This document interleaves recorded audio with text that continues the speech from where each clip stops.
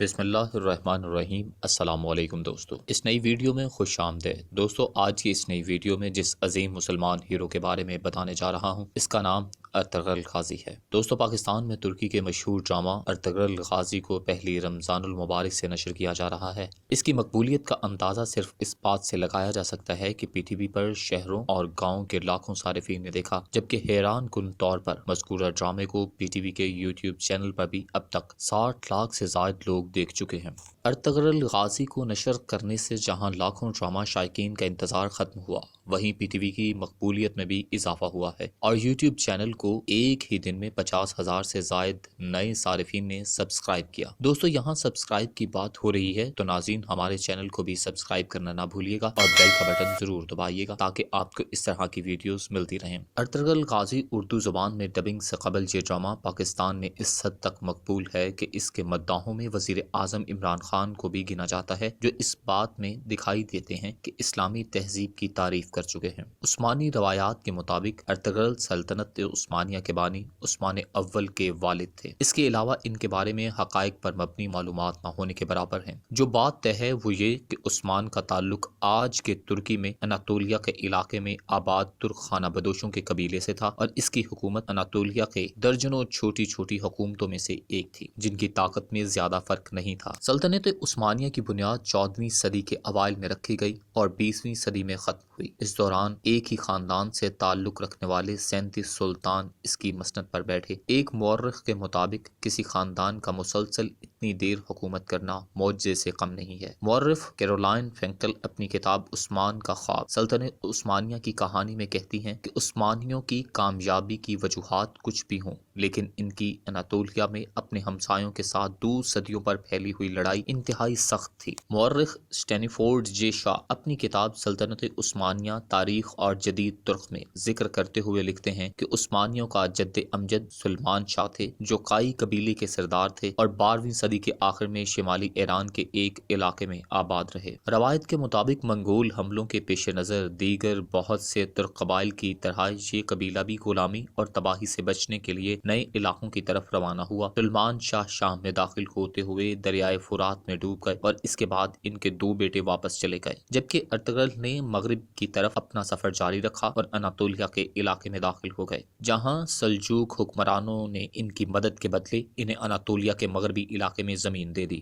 Fungal لکھتی ہیں کہ عثمانی روایت کے مطابق ارطغرل نامی ایک قبائلی سردار شمال مغربی اناطولیہ میں آ کر سلجوق اور بازنطینی سلطنتوں کے بیچ کے علاقے میں آباد ہوا، اور اس روایت کے مطابق سلجوق سلطان نے ارطغرل کو سوقت میں کچھ علاقہ عطا کیا تھا۔ لیکن ارطغرل کا عثمان سے کیا تعلق تھا؟ عثمان کے دور سے ملنے والا واحد سکہ اگر اصلی ہے تو اس سے ثابت ہوتا ہے کہ ارطغرل یقیناً تاریخی شخصیت تھے۔ اس سکے پر درج ہے جاری کردہ برائے عثمان ولد ارطغرل درج ہے۔ انہوں نے مزید لکھا کہ عثمان کا اپنا نام پر سکہ جاری کرنا ثابت کرتا ہے کہ وہ اس وقت صرف ایک قبائلی سردار نہیں تھے بلکہ اناطولیہ میں اپنے آپ کو سلجوق منگول سلطنت کے سائے سے باہر ایک خود مختار امیر سمجھنا شروع ہو چکے تھے۔ عثمانیوں کا پہلی بار ذکر 1300 کے قریب ملتا ہے۔ ایک بازنطینی مورخ نے لکھا ہے کہ 1301 میں بازنطینی فوج کا سامنا عثمان نامی ایک شخص کی فوج سے ہوا۔ جنگ بافیوس کہلانے والی یہ لڑائی قسطنطنیہ استنبول کے قریب لڑی گئی تھی اور اس میں بازنطینی فوج کو بری طرح شکست ہوئی، لیکن عثمانیوں کا بازنطینی سلطنت کی برابری کرنے میں ابھی بہت وقت تھا، اور جب ایسا ہوا تو اس کے ساتھ ہی ایک خاندان کا اچانک گمنامی سے نکل کر اتنا آگے آنے کے بارے میں کئی کہانیوں نے جنم لیا۔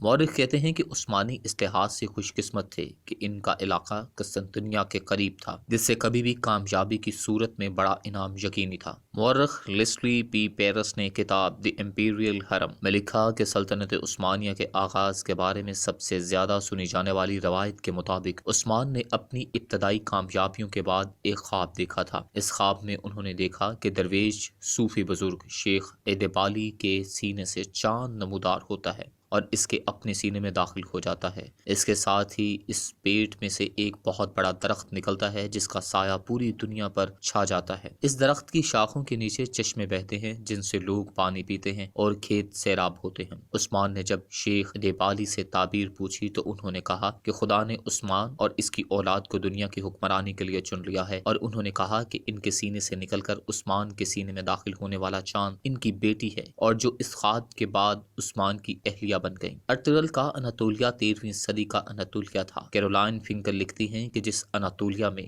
یہ ترک قبائل پہنچے تھے وہاں بہت عرصے سے کئی نسلوں اور مذاہب کے لوگ آباد تھے، جن میں یہودی، کرد، یونانی اور عرب شامل تھے۔ اس علاقے کے مغرب میں ماضی کے مقابلے میں بہت کمزور بازنطینی سلطنت تھی، جس کا اختیار اچھے دنوں میں اناطولیہ سے ہوتا ہوا شام تک تھا، اور مشرق میں سلجوق جو اپنے آپ کو رومی سلجوق کہتے تھے۔ اسٹینی فورڈ جیشا اپنی کتاب میں لکھتے ہیں کہ ترکانہ بدوش جب اناطولیہ آئے تو صوفی بزرگ بھی ان کے ساتھ ہی آ گئے، جس پر طاقتور سلجوق حکمرانوں کو کوئی اعتراض نہیں تھا، کیونکہ وہ ان صوفیوں کی لوگوں میں مقبولیت کی وجہ سے اپنے علاقوں سے نکل جانے پر خوش تھے۔ جیشا مزید لکھتے ہیں کہ اس عمل میں کچھ مسیح ہلاک اور اپنا علاقہ چھوڑ کر جانے پر مجبور ہوئے، لیکن زیادہ تر اپنی جگہ پر رہے۔ کچھ نے اسلام بھی قبول کیا۔ کچھ ترک صوفی سلسلے مسیحی مذہبی مقامات میں بھی داخل ہوئے، جہاں مسیح اور مسلمان ساتھ ساتھ ایک ہی جگہ پر عبادت کرتے نظر آتے تھے۔ سوگت کے علاقے، جس کے بارے میں کہا جاتا ہے کہ یہ ارطغرل کو سلجوق سلطان سے ملا تھا، ارطغرل کے نام کی ایک چھوٹی سی مسجد اور ایک مزار، جس کے بارے میں کہا جاتا ہے کہ ارطغرل کے بیٹے نے ان کے لیے بنائی، اور پھر جس میں عثمان کے بیٹے ارحان نے اضافہ کیا۔